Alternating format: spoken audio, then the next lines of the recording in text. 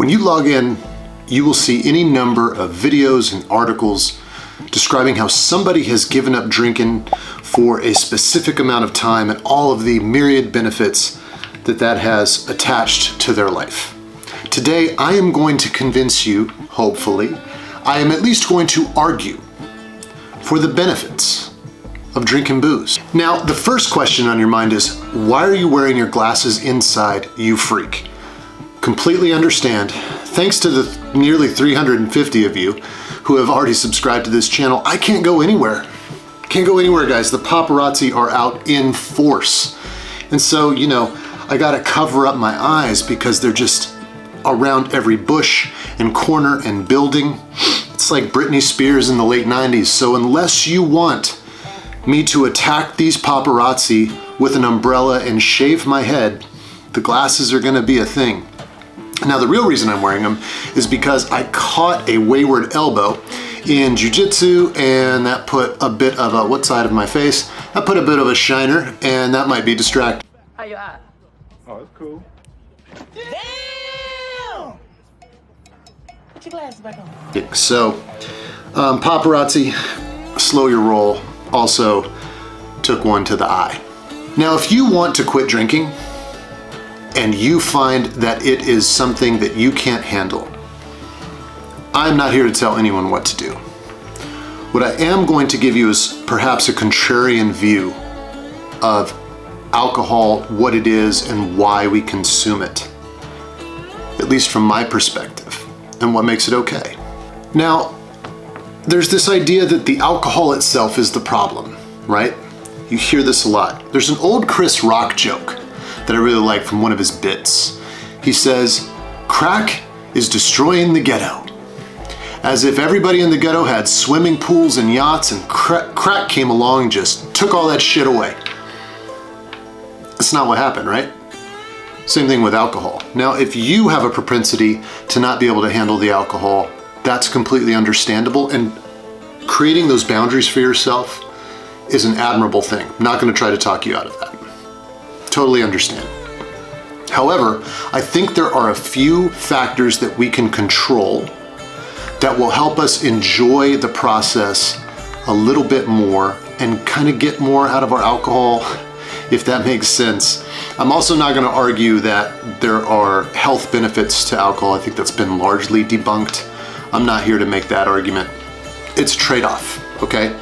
But factor number one and reason number one that I drink, and why whiskey is my drink of choice, is I enjoy in the product of the craft. There is a long time horizon for a lot of the things we drink in the whiskey world, and that is something that is fascinating to me. It's like the concept of that parable of somebody planting a tree under which they will never sit to enjoy the shade. There's a fantastic documentary on Hulu. It's called Neat, the Story of Bourbon. In that documentary, there is a man who I believe is a third generation employee of Buffalo Trace. He takes people on distillery tours, does tastings, explains the process, and one of the comments he makes is that a master distiller will never see the full production of his third batch, his or her. The idea there is that because of the long time horizons, he won't see that third batch completely used. That's pretty cool when you think about it. Your career as a distiller is likely going to involve 3 total batches of your product, and you won't see the final sale of the third one. That's amazing. The other thing about alcohol that I like and why I particularly love whiskey as my drink of choice is I enjoy the experience. I enjoy the experience of pulling out flavors, and I enjoy sharing that experience with other people. So the reasons why you drink, I think, are very important. If you are somebody who needs a drink to deal with stress, that is probably not a healthy relationship. What you're doing is you're providing a reward at the end of a trigger. So when that trigger is stress and the way that you deal with that is alcohol, that's an unhealthy habit formation. And I think you should be very careful of doing so. So here's some tips. I'm gonna give you a few things to break down, a few factors in the way that we drink that will help you going forward. Number one, understand the reason why you're drinking. I drink because I enjoy the experience. I drink because I enjoy the craft. Control your reason. The reason should not be to deal with the stress of life, because life is stress. And if this is the parachute that you have to pull every time, you're going to end up having problems. So, be conscious, intentional, and controlling of your reason. Number two, control the environment. I typically drink with a few folks or by myself to enjoy something. A bar where I need the alcohol in order to feel comfortable being around other people, that's again setting up a trigger and a response that are probably not going to be healthy. So number one, control and understand your reasons. Number two, control the environment. Number three, control the volume. We can't just go crazy here, folks.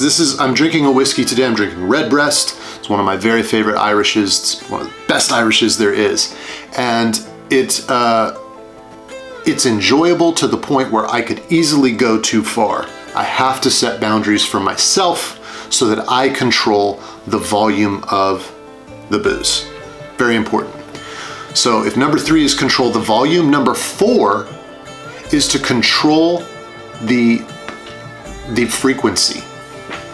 If you're drinking every night, that's probably not a healthy relationship with alcohol.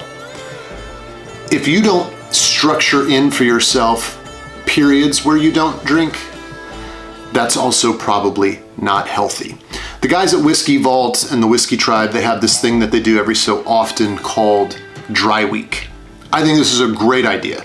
Every so often, hey, let's just take a week off, let's push it away, let's do some other stuff, let's have our social time in a different setting. And what you're doing is you're making sure that there's no dependency starting to creep up.